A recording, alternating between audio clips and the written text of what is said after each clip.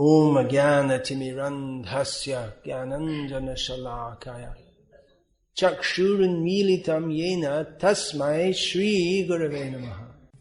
Translation. The mothers, after embracing their son, sat him on their laps. Due to pure affection, milk sprang from their breasts. They were overwhelmed with delight, and the tears from their eyes wetted the Lord. Purport. When Lord Krishna was at Vrindavan, even the cows would become moistened by affection toward him, and he would draw milk from the nipples of every affectionate living being. So what to speak of the stepmothers who were already as good as his own mother? That's the end of the purport. One sentence only. Although one sentence of Srimad Bhagavatam is more valuable than libraries full of, even compared to other Puranas, what to speak of absolutely mundane knowledge, or the so-called knowledge that is considered knowledge in the modern age. Here is being described what is technically called Vatsalyarati, the loving affection of the mother toward the son in this case, Putra.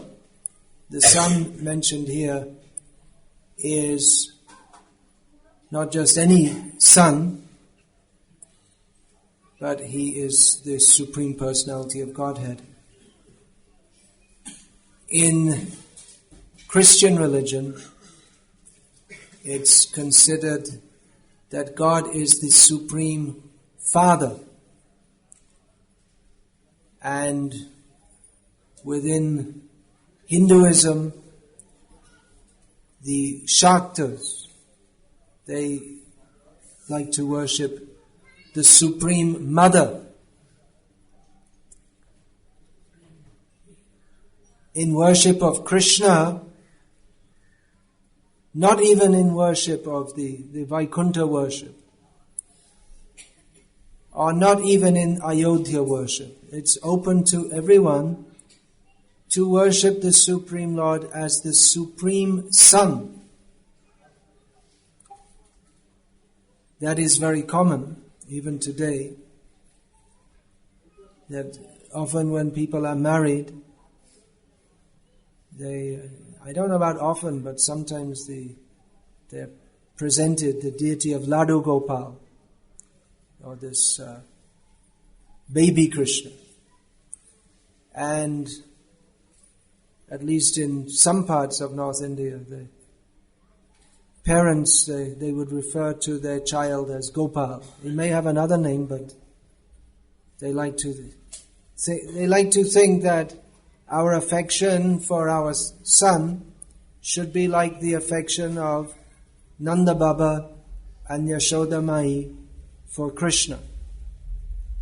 Of course, there is a lot of difference between the mundane love of mothers and fathers towards their sons and daughters, and that of pure devotees toward Krishna.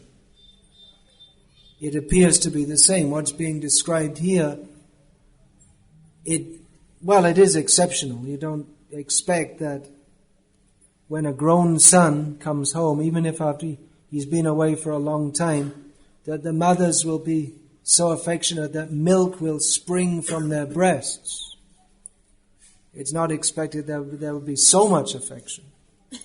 But the affection of mothers for their sons is what is called in common American a given. It's something that it's just expected. It's not expected that someone will say, "Oh, my mother loves me so much." Say, so what? Everyone's mother loves them. Although in the modern age, that is also, as Prabhupada pointed out, that's becoming such a horrible situation in human society that the mothers who are expected to love their children are killing them instead. Millions every year in abortions. Of course, it's been rationalized that, well, it's not really a son yet. Not until they're born, not until they pop out. Up until that time, it's just a piece of flesh, just like the flesh you eat every day on your plate. So it's not killing, it's just pregnancy termination is the euphemistic language used. Euphemistic, this means you say something in such a way that it doesn't sound so bad. It's called a euphemism. Just like they say ethnic cleansing. When they want genocide, is called ethnic cleansing. You're just or purifying the country. We'll purify it by killing a whole bunch of people that we don't like. So it doesn't sound so bad.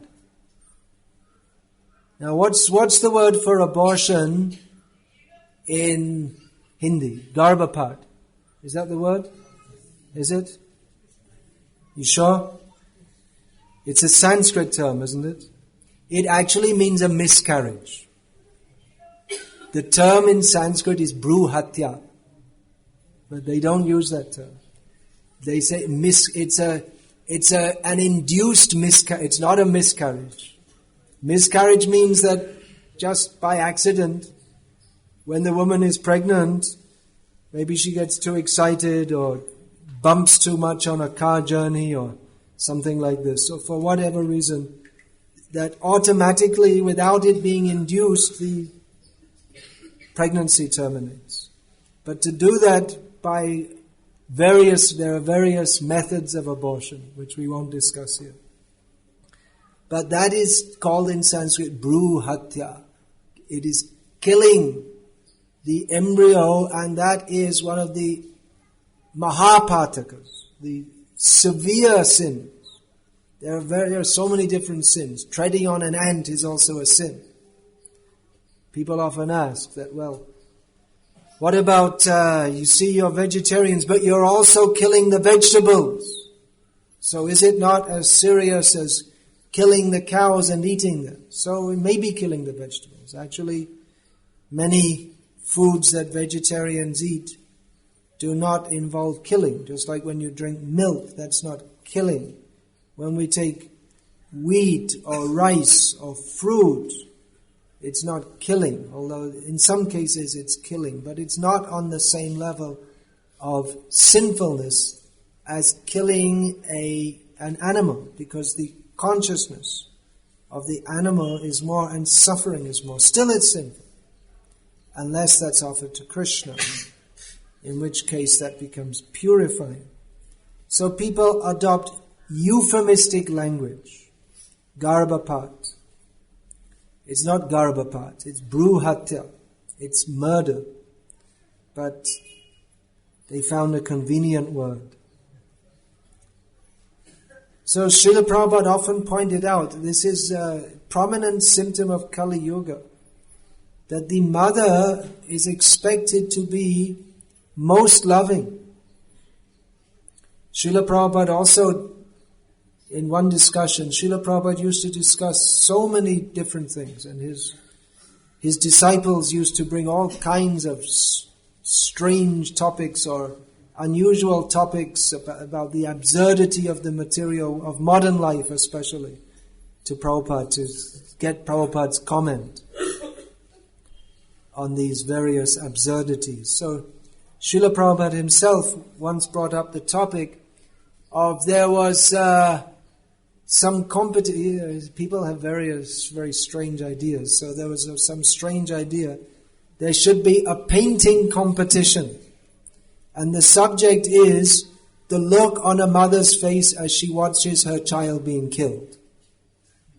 That's not a very nice subject, is it? But that's the kind of thing that people of tamasic culture, they think this is art. This is something, it's something expressive.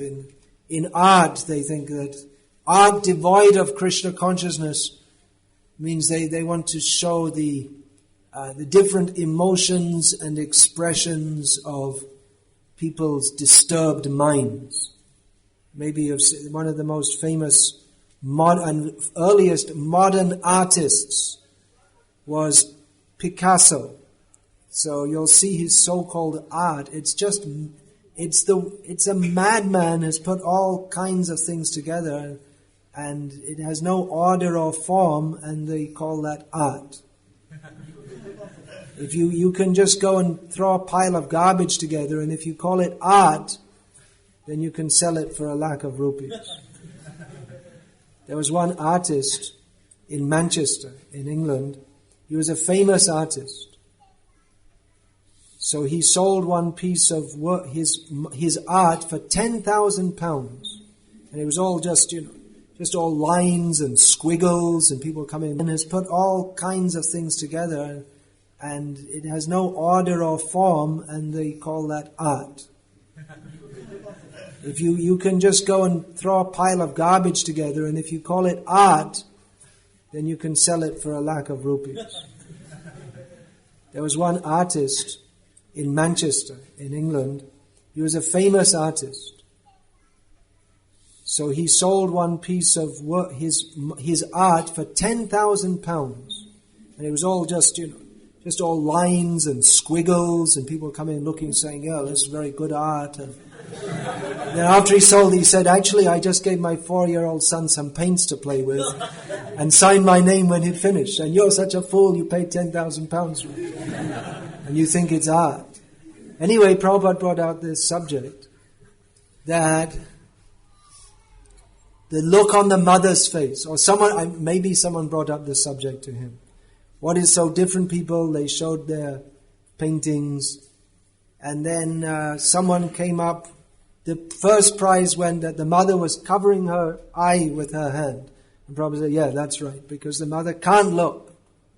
It's unimaginable for her. That feeling of love is so much. That's normal." Although nowadays, still today, people in India can't imagine that in the Western world, at least in America, when Prabhupada went there in 1965, then he became a resident of New York. When was that? Late 1965, practically in 1966. So he found out that the young men and women didn't live with their parents because when they reached 18 or so, the parents would throw them out of the house and say, "I looked after you long enough, now you're old enough to look after yourself, get out." So even today, people in India can't imagine that, but it's coming. All these things will come. It's becoming a big thing in India, Vridha Ashram, they call it. Because the children are away in America, and they only have 1 or 2 children anyway, and the rest, they have a Garbha part.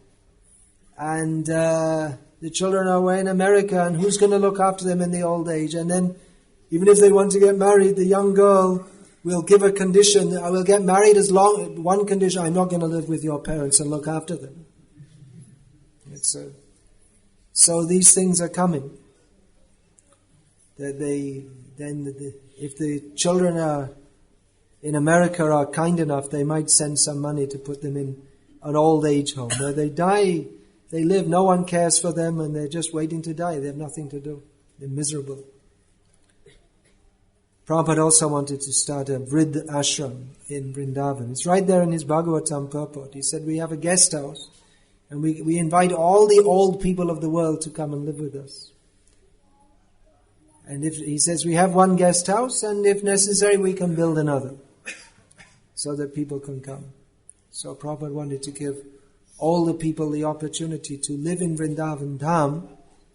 Not just live there, but of course they should be engaged in devotional service. So Srila Prabhupada had this idea also, but we can see how that is changing now. That in modern life, there is no affection. I was surprised when I came here to Bangalore. Of course, I haven't been going out much. You might be happy to hear. But people don't smile much here. Everyone's very serious because they're all working hard and we've all got serious work here to do, and smiling isn't much encouraged because we're all very serious and we're all working. We've got important things to do. We're not smiling. Life is too serious. So if you go in the village, if you smile at someone, they're likely to smile back. And in Bangalore, they'll just look away. Especially if they're earning more money. It seems that there's an inverse proportion. The statisticians could work that out. That there's the more money you earn, the less you smile. Some people smile to earn money. The models. No, actually the models in the advertisements, they also don't smile, do they? It's unfashionable to smile. So life is becoming miserable and they're advertising it as miserable. That to be miserable is good. As we were coming in the car, I saw this advertisement for some movie, and it's just a normal movie, I suppose. Some guy with his face looks like it's all burned up with acid or something like that, and there's this look on his face like he's really harassed. And why do people want to go and see that? They're already harassed themselves. And then they want to go to see a movie and see other people. Maybe they can feel some empathy, that I also feel like that. I don't know. It's very strange. Very strange. Modern life is very, very strange. Did anyone notice? People's attitudes, very strange. Actually, the whole material world is very strange. Even this love for the mother, for the son, which is highly lauded, it's also very strange if we consider that actually that relationship is not real. The real relationship is with Krishna, and we have so many sons and daughters and mothers and fathers in so many births. So strange. Even this love for the mother, for the son, which is highly lauded, it's also very strange if we consider that actually that relationship is not real. The real relationship is with Krishna, and we have so many sons and daughters and mothers and fathers in so many births. So it seems natural, and mother's love is natural, but in another way it's unnatural and perverted also. Inasmuch as it's simply another phase of envy of Krishna. And we see that many times the parents who so much love their children, but then if the child wants to become Krishna conscious, then they become very upset, and sometimes they disown the child. Because they're so much loving the child, but they see that this child is my life insurance policy. That when I get older, he's going to look after me. And then they think that, well, if he becomes Krishna conscious and becomes a sadhu, then he won't look after me. And they think, well, it's all right if you can become Krishna conscious, but not too much. But there's no too much in Krishna consciousness. Modern psychologists, they might analyze that the mothers who are seeing Krishna and milk is springing from their breasts, even though Krishna is a grown man, that's too much. It's all right for the mother to love their child, but that's a bit too much, isn't it? That when he's fully grown, that you're still seeing him like your young child, and so much that the milk comes from the breast. That's, I don't know if there's, maybe a doctor could tell us, but I don't know if that happens in material relationships. Not in Bangalore, probably. There's no affection. But has anyone ever heard of that? That the mother, just simply by seeing their son, immediately the milk starts to flow? I suppose it must be for babies. It must be, because otherwise, how does the milk? The milk must be,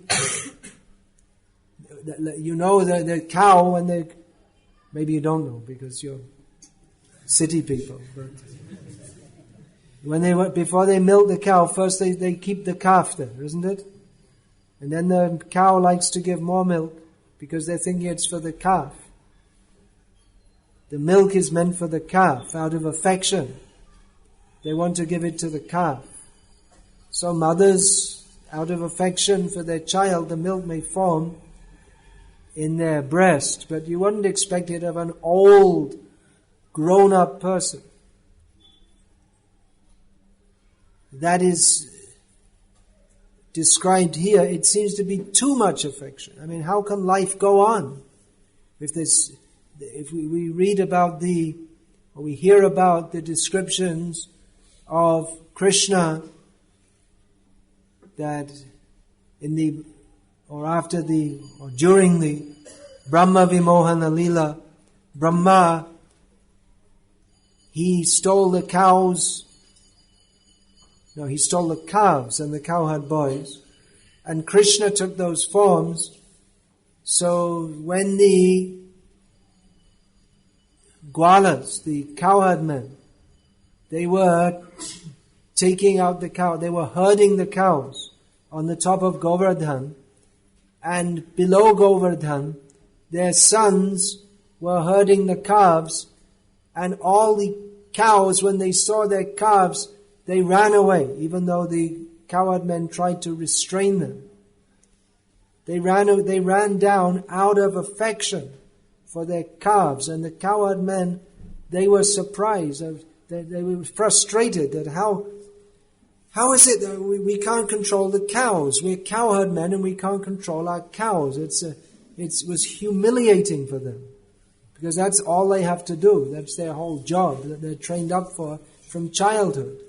By herding the calves is to control the cows, and if a cowherd man can't control his cows, then what kind of a cowherd man is he? So they were feeling very frustrated, and they ran down after the cows, and then they saw their own sons, and they forgot all about the cows, and they started petting their sons. Now, one father who wasn't there was Nanda Maharaj, who was the father of Krishna and Balaram. Foster father, we can say. So Balaram, he was surprised that this is a bit too much. We never saw like that. That they see their sons every morning and evening, and they're affectionate, but they're so affectionate they forgot all about their cows, and now the calves are drinking all the milk, and they're supposed to stop that. But they've forgotten all about that, and they're simply petting their sons. What's going on here? And then Balaram realized it must be the Maya, it's Krishna's Maya. Something unusual is going on here. Balaram realized, because he wasn't present on the day when the calves were stolen and the cowherd boys were stolen. So he didn't know. Although he knows everything, he didn't know. So he realized this kind of affection is only possible in relationship to Krishna. So Balaram, he's Adi Guru. So he could understand that he's a good philosopher. Apart from being a cowherd boy, he's a good philosopher. So he could understand.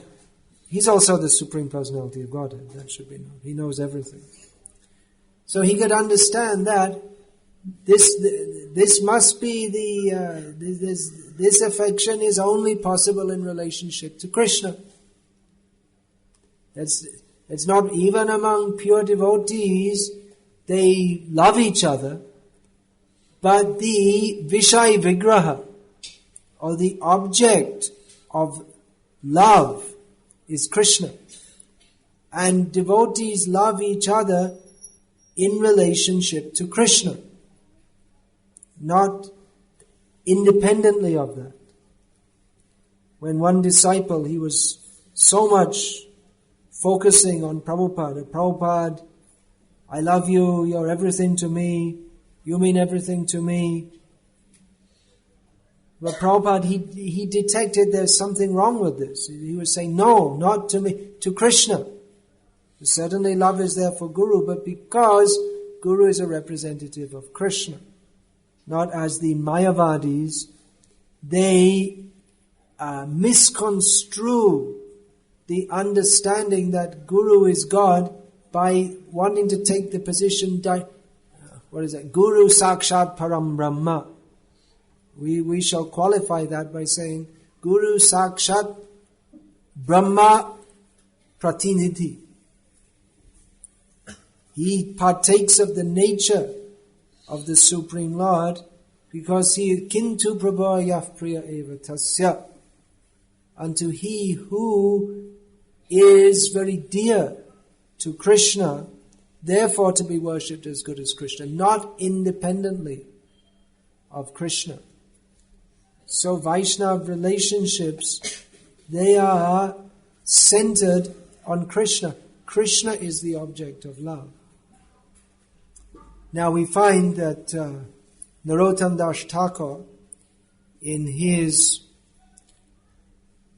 quintessential kirtan, it means he's given the essence of Gauriya Vaishnav Siddhanta and Rasa Siddhanta. He focuses everything Sri Rupa Manjari Pada, Shemara Sampada. He says that the lotus feet of Sri Rupa Manjari, the Gopi Sri Rupa Manjari, that is my wealth. And he goes on to say, that is my all in all. That is my bhajan, my pujan, my vrata, tapa. That is everything I do. That is simply focused on Sri Rupa Manjari Pada. So why? Why not Krishna?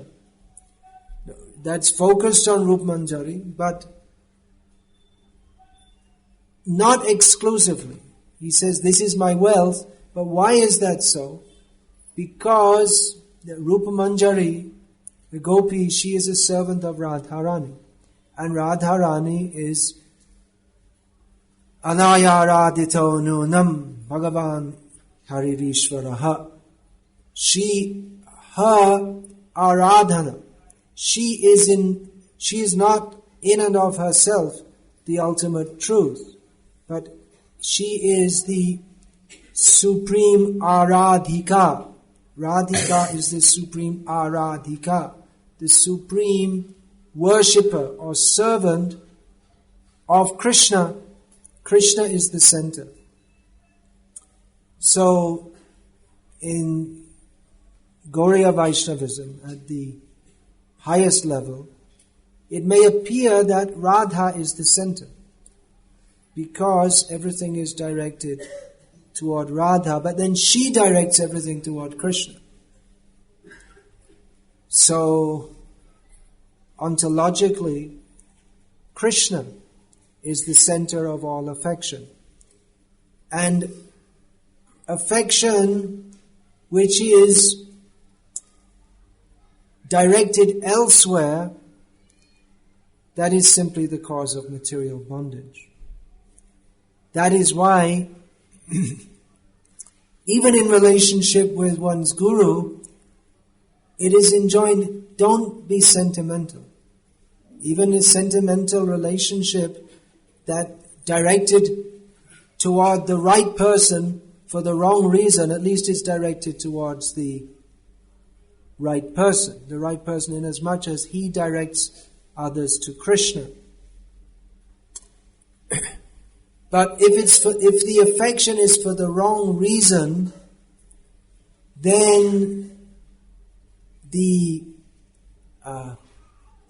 if the proper understanding isn't there, then that affection will not develop in the right way. Just like Srila Prabhupada, when he came back to India after being in America, and he was visiting his relatives in Calcutta, and they treated him as their relative, because that's what he was, from their perspective, an old man, and he had had his family. It was pretty, not very happy family life, you could say. Prabhupada, he was, not as disturbed as in the modern age, but he didn't really get on with his wife that well. And eventually he left her, and his sons were not very happy with that why you left us.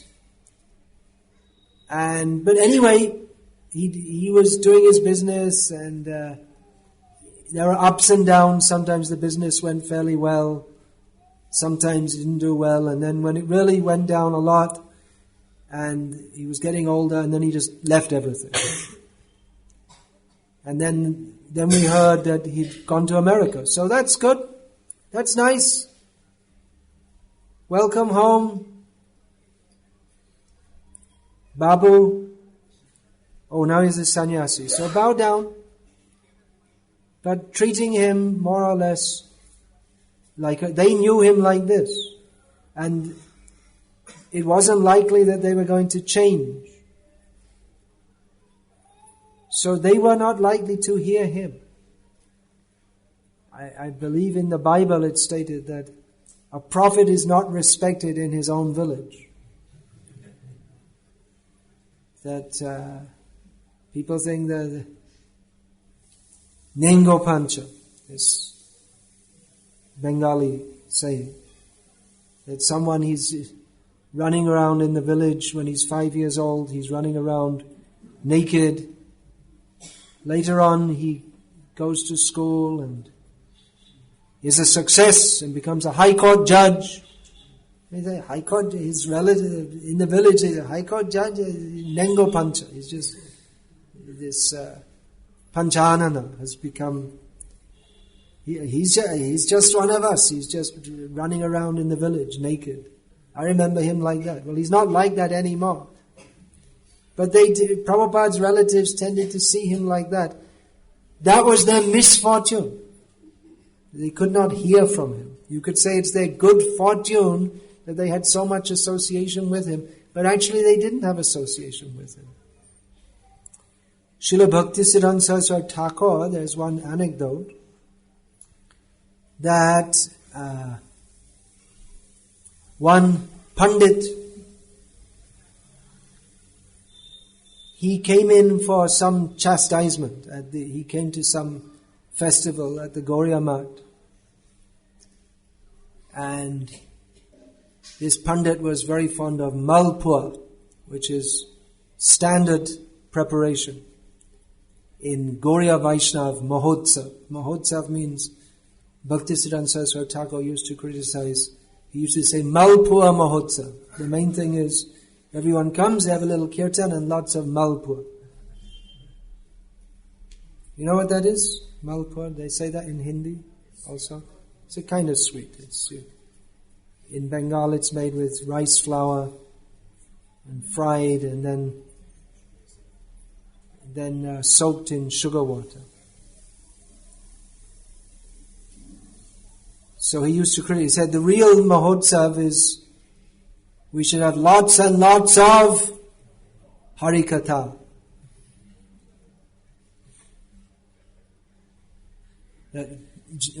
Gaur Kishore Das Babaji Maharaj, he also declared that one time all the Babajis around him, that tomorrow is Sanatana Goswami's Mahotsav, so tomorrow we'll have a feast. How can we have a feast? You have to organize it, you have to invite people, you have to arrange ingredients, you have to arrange cooking.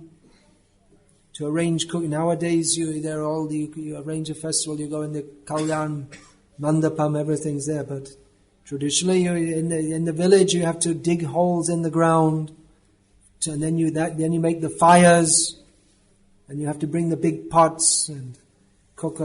It's a big, just to make the holes in the ground takes so much time. To dig out the holes for cooking. So how can we organize when we don't have any money and we're just beggars? He said, we'll have a festival. And what are we going to give all the people for a feast? He said, nothing. We won't feed them anything. We'll just chant all day. That will be our feast. So that might not be very popular if we're to advertise. If we did that, if we advertise big festival, so many people will come. And then the festival is we're going to have long lectures. Next time no one will come.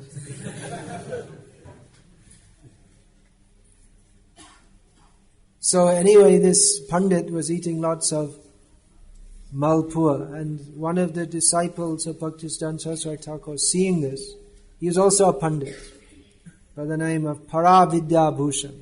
He was supposed to be ornamented with the decoration of transcendental knowledge. So he said that you just consider, are you eating or the prasad is supposed to eat you? He said, Tumi ki, apne ki bhokta na prasad bhokta. Are you the bhokta or the eater or the enjoyer? Two words are the same. To eat and to enjoy. So he became upset. As Pandits often do. Because Pandit means, I know everything. Who can tell me anything? Don't tell, I read so many things, so you can't tell me anything. So afterward he wrote a letter that, I didn't come just for the malpuas. My wife's a very good cook. I've eaten many malpuas in my life. What did he mean by that? So Bhaktisiddhanta Saraswati Thakur commented that not many people could understand what is the meaning of this. Because most people are in the consciousness of aham bhogi, Ishvaraham aham bhogi, I am the enjoyer. But real consciousness that is that prasad seva. We are not the enjoyers of prasad. Prasad is not Krishna prasad is not something to be enjoyed. Of course, enjoyment, but enjoy as a servant, not as an enjoyer. So, that incident was there. That how we are always to see ourselves as the servant. Now getting back to this subject, this matri bhav in Krishna Lila, this feeling of parental affection, motherly affection, it seems to be too much. But actually that is the standard. In the material world, it cannot come to that level because the affection is placed on the wrong object and in the wrong way. If one has the sentimental affection without knowledge cannot actually be affection. If one is not actually aware of who Krishna is, then one cannot actually love him. Before Rasa, Srimad Bhagavatam is the topmost shastra. That is Tattva Gyan and Rasa Gyan. Tat Srinvatam Rasa Gyanam Swadu Swadu Pade Pade. The Rasa Gyana, which is in Srimad Bhagavatam, which is to be relished at every step, that is on the basis of Tattva Gyana, of understanding who is Krishna, the Supreme Personality of Godhead. So similarly, like I was saying with Guru, one may have sentimental or fanatical affection. But that sentiment or fanaticism, that means without philosophy, without knowledge. And Guru is to teach the philosophy and give the knowledge. So that should not be encouraged.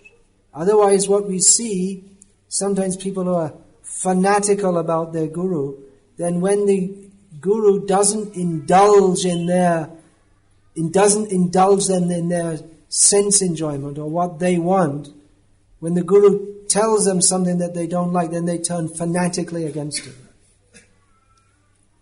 There was an instance of this in Bangalore. You may be aware of this. Someone who was fanatically, only my Guru, he's the only one. And then throw him out.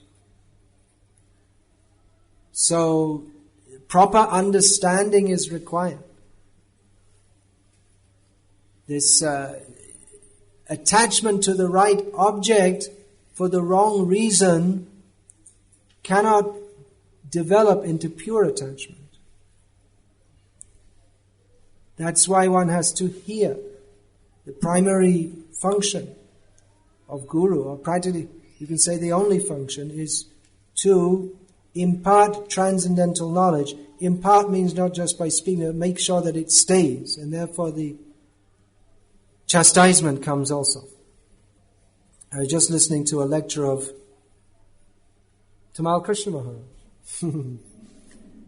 who was well known for being extremely heavy. And in the lecture he was saying that I was just chastising one of my disciples so much, and afterwards I was thinking that, maybe that was too much. And then he said, right after that, I listened to a Prabhupada lecture in which Prabhupada was quoting Chanakya Pandit as saying that you can't chastise too much. The duty of the Guru is to chastise, even if there's nothing wrong. Still he should chastise. And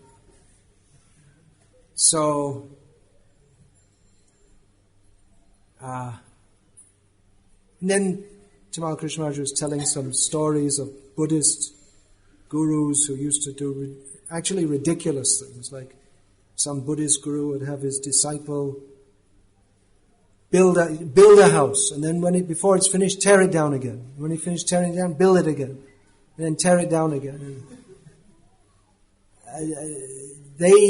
Buddhism is an imitation of Vedic culture without the proper knowledge, and therefore they kind of do the same things, but it's all wrong because they don't have the proper knowledge. There's no use to build a house and tear it down. The Guru may give disciples tests, but something useful in Krishna's service. But because Buddhists don't believe anything is real, then everything they do is meaningless. And the Guru will, he may tell the disciple, build a house and tear it down again. It's meaningless, yeah. And then by that he's supposed to realize the whole material world is meaningless. I don't know, something like that.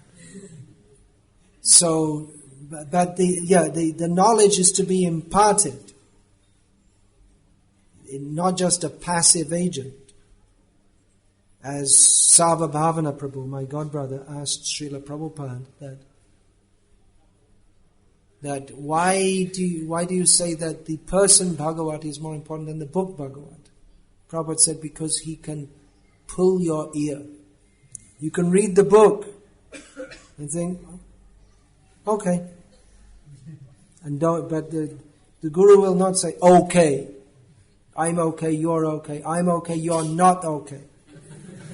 That's what he will say. So, is that affection? This, again, from the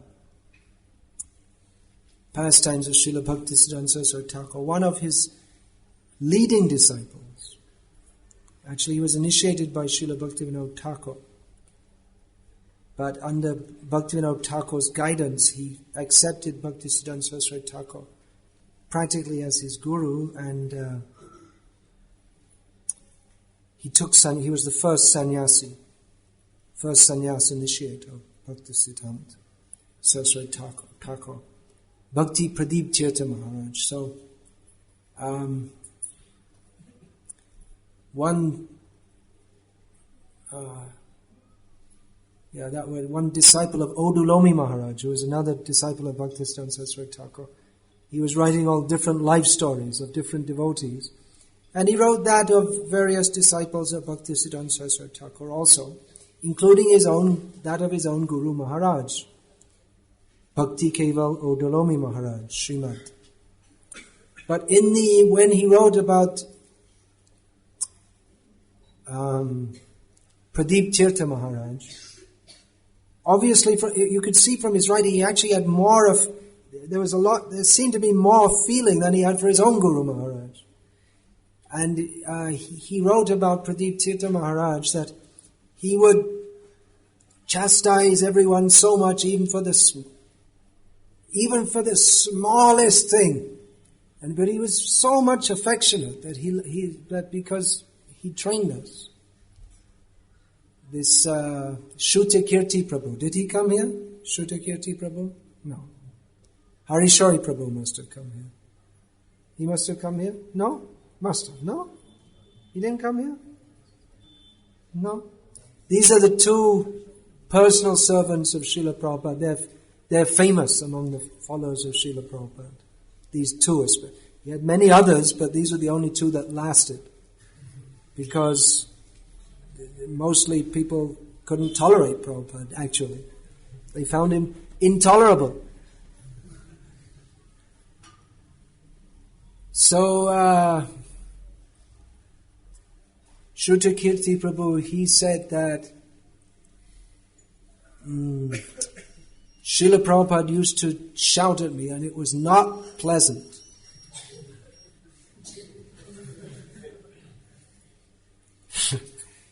This Prabhupada, he could be extremely heavy.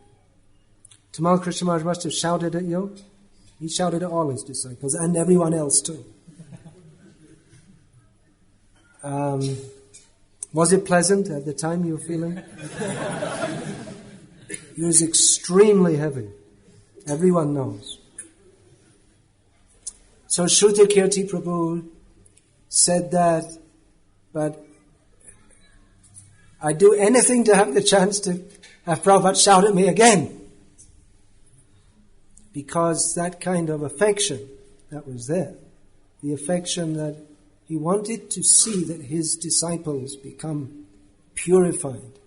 He couldn't tolerate that they were negligent or not properly situated in Krishna consciousness. So in the modern age, the idea of affection has become very shallow. Everything has become very shallow in modern life. That in modern American culture, people are trained to smile. In the shops and in business, they're trained to smile, and because they worked out that if you smile at people, they're more likely to buy your product than if you're nasty to them. So they smile. And you're trained to smile, but it's not a smile of affection. It's a smile of, let me get the money out of your bank balance and into my bank balance. It's false. So like that, by analysis, we can understand that even the affection of the mother for the child in this material world, that is also false. Although it appears, Prabhupada said that's the closest thing to pure love. But it's false. And again, another disciple of Bhaktisiddhanta Saraswati Thakur, who was also extremely heavy. Prabhupada was very heavy, but Prabhupada said, I'm 80% more lenient than my Guru Maharaj. Can you imagine? No, we can't imagine. It's not within our imagination. So, Srila Bhakti Rakshak Sridhar Maharaj, in his prayers to Bhaktisiddhanta Saraswati Thakur, was stating that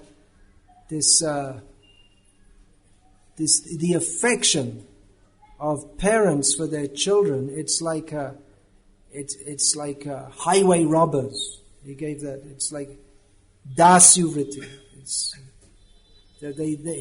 they just like here in India, it's a common thing. You go on the train, and people will say, "You want to take some paratha." You say, no, take a little, and then you wake up later, and all your belongings are gone because you didn't want to. It seems impolite to refuse. They're affectionately offering you no. It's homemade. We put some special ingredients in it. So you don't want to refuse because people are affectionately offering you something, but that affection is actually meant to cheat you. So this may sound shocking that the parents, they want to cheat you. It's actually like, it's compared to highway robbers. But it is cheating if, here comes the qualifier, if the child is not seen as spirit soul, who it is my duty to train in Krishna consciousness. If the center is not seen as Krishna, if we think, this child is for me to enjoy, I'll serve and later I will enjoy. The child will serve me. Or I will enjoy seeing my child become a success in the world, and then I can show all my relatives. You see? My son became a success. So, for social prestige and all these things. So without that, without preaching to our children, everyone can preach. Chaitanya Mahaprabhu told everyone to be a guru. Amar Agya Guru Hoya. Become a guru. So, you may think, well, how can I become a guru? If I'm a housewife, my children are crawling all over me all the time, and how am I going to be a guru? But you can preach to your children. Not just engage them in arti, but preach to them also. Tell them, you are eternal spirit soul. You're a servant of Krishna. We don't belong in this material world. I'm your mother. I'm not going to be your mother forever. That relationship is not the real relationship. If you have any love for me, then you should offer that, you should understand that love, that should be channeled to Krishna. You love me because I'm part of Krishna. Chaitanya Mahaprabhu, so many people came to see him out of affection, thinking that he is a nice young man.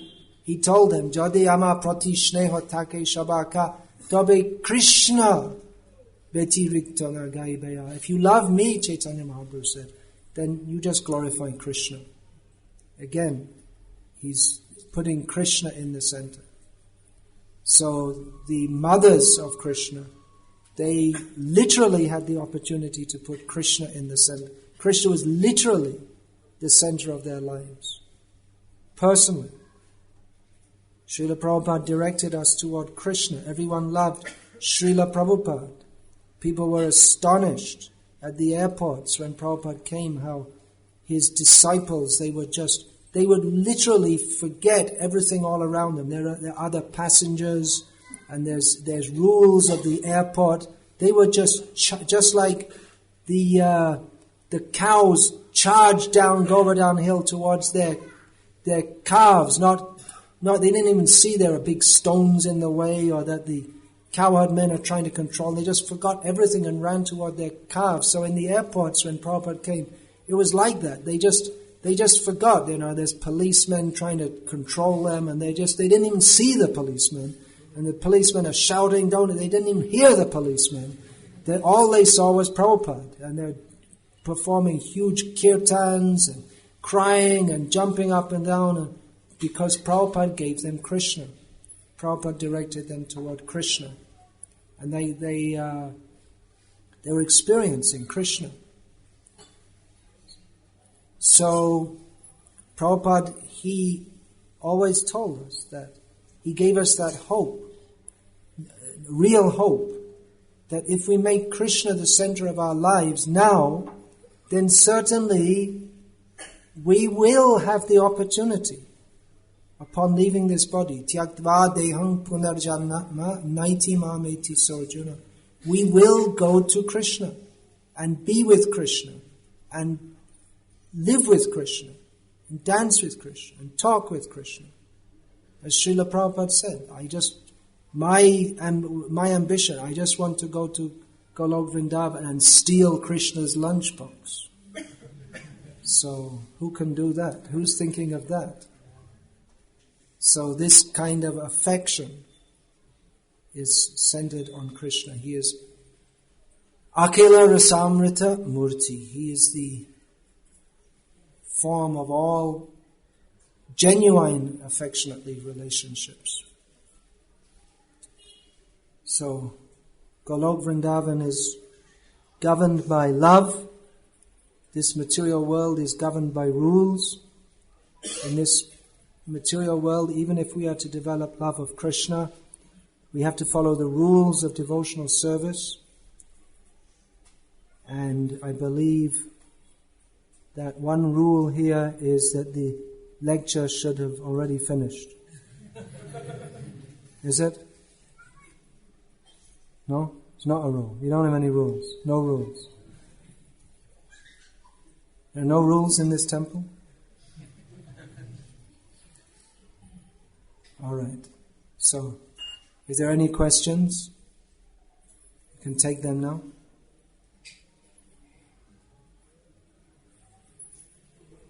All these things should be understood properly. It's not that we're going to tell the mothers to throw away their babies and just love Krishna. No, if you do that, then Krishna will not be pleased. My husband's Maya. That's true. He's Maya if you think that ultimately he's my husband. But as long as we're in this world, we have to follow the rules of this world. So, all these things should be understood properly. It's not that we're going to tell the mothers to throw away their babies and just love Krishna. No, if you do that, then Krishna will not be pleased. My husband's Maya. That's true. He's Maya if you think that ultimately he's my husband. But as long as we're in this world, we have to follow the rules of this world. So one has to see one's present situation, act within that, and develop Krishna consciousness at the same time. So, anything? No questions. All right. So, one question. Do we have the other mic? Doesn't work? All right. I'll repeat the question. Regarding the Bhru Hatya. Yeah. Bhrun Hatya. Exemptions where Are there exemptions? Are there exemptions where Bhrun Hatya is not Hatya? People say, well, the girl was raped, or it's dangerous, the mother may die. Are there exceptions? I asked this question when one of my disciples in Europe, who's a doctor actually. Yeah, Brun Hatya. Are there exemptions? Are there exemptions where Brun Hatya is not Hatya? People say, well, the girl was raped, or it's dangerous, the mother may die. Are there exceptions? I asked this question when one of my disciples in Europe, who's a doctor actually, she's a doctor and her husband's also a doctor, she was told that the child in your womb has no kidneys. So the child will die as soon as it leaves the body, so you might as well have an abortion now. So then they wrote to me and asked me what to do. Because anyway, the child's not going to live. So then I made some inquiries. Is there any allowance in Shastra for abortion under any circumstances? The answer came no. We don't know of any circumstance where it's allowed. As Prabhupada said, you cannot give life, therefore you have no right to take it away. So I advised her, you go through with the pregnancy, and for some reason Krishna has sent you that soul to be in your womb, for some reason that we don't understand. But anyway, you, as long as the child is there, you chant loudly, you read Krishna book loudly, and she did. And she went through the 9 months, and first the nurses she had to enter the hospital, and the nurses thought she was crazy, but eventually they respected that. And she delivered the child, and within 2 hours or something like that, the child passed away. And when she got the advice, she said, yes, actually I didn't want to abort the child, even though there's no chance for the child to live. So she was very happy with that. And if she had not done that, she would have been very unhappy, no doubt, all her life. And not only would have she been unhappy, but she would have been involved in sinful activity. Another time, a disciple of mine, who's also a doctor, he asked about his wife, that she's told that it's a dangerous pregnancy.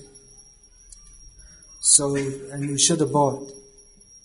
So I said, well, if it's a dangerous, there's no allowance for abortion. So dangerous, well, that danger is given by God, no doubt, all her life. And not only would have she been unhappy, but she would have been involved in sinful activity. Another time, a disciple of mine, who's also a doctor, he asked about his wife, that she's told that it's a dangerous pregnancy. And you should abort. So I said, well, if it's a dangerous, there's no allowance for abortion. So dangerous, well, that danger is given by God with no shastrically allowed means to avert it. So better you go on with the pregnancy. So they went on, and there was no problem, and delivered the child. It was a healthy child. They always tell you it's dangerous because they want rich people's pregnancies, or at least middle-class people, they're always dangerous because they want to have cesarean operation and make more money. Poor people, theirs are not dangerous. They just go to the government hospital, or in the field when they're working, they go out to the field and come back with a baby. So now they made 40 days bed rest. That's another thing to make more money. You can't leave the hospital for 40 days. We captured you. You have to pay 2,000 rupees a day. Otherwise, very dangerous. So, is there any allowance for abortion? No. You say, what about all the women who are raped? And then we say, why are they getting raped? Why are they running? Why are they going out on the streets alone? Oh, women should have equal rights. Then you have the equal right to get raped also. And don't complain. Of course, it happens at home also. Anyway, these are unpleasant subjects, but you're in Bangalore, so in America you can discuss all these things openly. Prabhupada did. So, in traditional Indian culture you wouldn't discuss these things. There wasn't that much need to also. Modern life means killing. So much killing. Don't add to it. Then, any other question? Maharaj, a lot of people use all kinds of insecticides, pesticides. Many people use insecticides and pesticides at home. Prabhupada said if you keep clean, then they won't come. That's the general formula. It can be, we once I was in a house in Bangkok, Thailand, which was in a not very clean area. And although we kept the house clean, still there were so many cockroaches and rats. So, Prabhupada allowed that in the deity area, that such things can be used if there is no other alternative. If what would happen, they'd put the offering on the altar and then the cockroaches, as soon as they put it, the cockroaches would come. You see that in many temples even now. That's why this Dayanand Saraswati, he started the Anarya Samaj, because he didn't have faith in Murti Puja. When he saw he was doing Jagaran and Shivratri and everyone fell asleep and they saw the offerings for Shiva, they were being eaten by mice. Then he lost, then he became Anarya because of this. So Prabhupada said that in that circumstance it can be done. But generally you don't use pesticides because that's the pests are dangerous for health and the pesticides are more dangerous for health, even for yourself. Also these mosquito repellent. Mosquito, mostly they're mosquito killers, aren't they? That all out means it kills all the mosquitoes. So it's better not to use them. They're killing the mosquitoes. That means it's also poisonous for you, right? If it's killing the mosquito, then it's having some bad effect on your own system. Therefore, use mosquito nets. Or there's this dhuna. Do you say that not in Kannada? You got the dhuna, it's called in Bengali. Yeah, you get the coconut and you put some different, you fan it like this and all the smoke comes. And then you do that this is at dusk. What should you do? Now this, last night was the last of the deep down, but actually every night at dusk, then you have to light the lamp, blow the conch, and then put the dhuna, all these things. These are ladies' duties, but they're out at the office. So what are they going to do?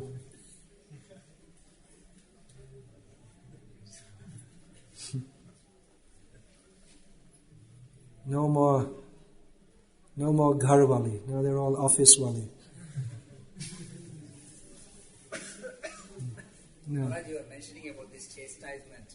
So if everybody chastises you, do we just take it as special mercy? Do we take chastisement as special mercy? Well, if everyone chastises us, then it won't be special mercy. All mercy is special. Well, if one is advanced enough, he can do. There's also a consideration of maryada, or limit. Who should chastise who?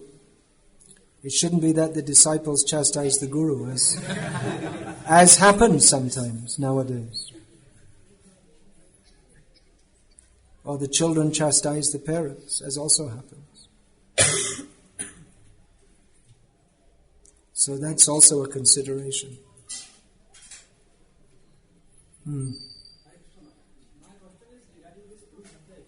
Regarding what, sorry? Bhun Hatya, yeah. You're going to ask, is it, your question is going to be, you're going to give some circumstance and say, is it not proper to do it in that circumstance? And the answer is, it is improper under all circumstances, whatever circumstance you come up with. If there's no allowance in Shastra, then it's sinful. Shastra only says that it's sinful. It doesn't give any allowances. Now, you may not agree with that, but you're not God. And God, He gives the Shastra, He gives the rules, and we have to play according to His rules. That's why women are supposed to be protected. That's why we're not for independence of women. It's demoniac. The idea that women should be free is demoniac, because it removes their protection. And when the protection is removed, then all sinful activities come in society. And therefore questions like this come.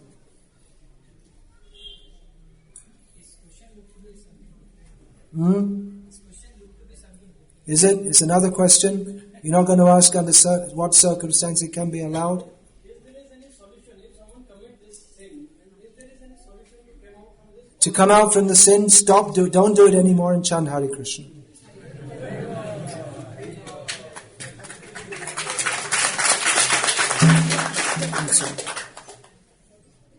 But don't do it and think I'll chant Hare Krishna afterwards. It happens in our movement. I know of several cases, sorry to say, of people who are initiated and they send for the abortion because we can't afford another child. It's demoniac. It does happen. That's why we have to understand very clearly that modern society is demoniac. Don't go by the standards of modern society. If we say women's independence is demoniac, people will protest. Not only women, men will also protest. But why are you mistreating the women?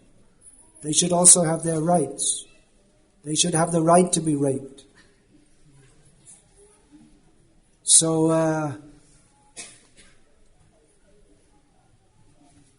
but we should understand that modern society, it's demoniac.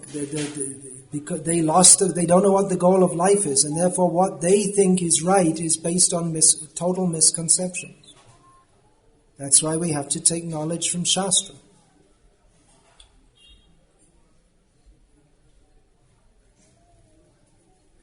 Yeah. Can you tell us more about marital relationships, especially with regard to the devotees? More? Well, it's a huge subject, isn't it? Huh? Material relationships. I sort of said marital. Material relationships in regard to devotees. Yeah, well, to see, you have to be more specific. Otherwise, you could material relationships in relationship to devotee. It means a material relationship with a devotee means to see the devotee not in relationship to Krishna, in relationship to who I consider myself to be in terms of a product of this. He is a product of this material world. I'm a product of this material world. He is someone who can assist in my sense gratification. I have to try to exploit him, or otherwise he will try to exploit me. These are material relationships. So we see that among devotees also. It's so many problems have been caused in our movement by